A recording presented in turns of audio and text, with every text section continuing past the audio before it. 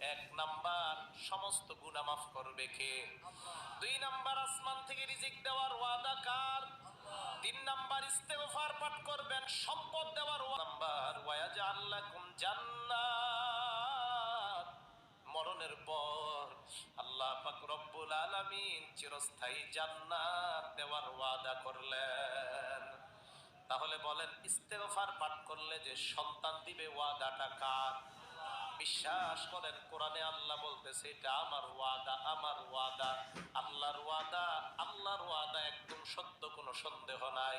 তাহলে ইস্তেগফার সকলে আমরা পাঠ করব কি করব না?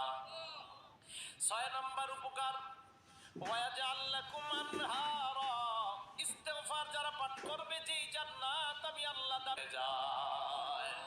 আল্লাহ বলেন ইস্তেগফার পাঠ করবা, 6 নম্বর উপকার। আমরা ইস্তেগফার পাঠ করব কিনা? পড়েন সবাই, আস্তাগফিরুল্লাহ, আস্তাগফিরুল্লাহ।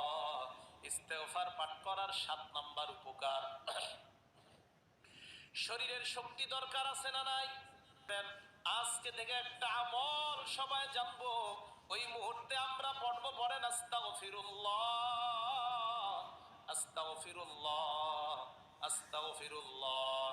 লক্ষ্মীগঞ্জ বাজারে নামলেন অথবা এর আগে কোনো বাজারে নামার পর 2-4 কিলো রাস্তা হাঁটতে হবে, ওই মুহূর্তে কোরআনের উপর আমল করবেন, দাঁড়ায় দাঁড়ায় নিম্নে 70 বার ইস্তেগফার পাঠ করবেন, 1 মিনিটও সময় লাগে না।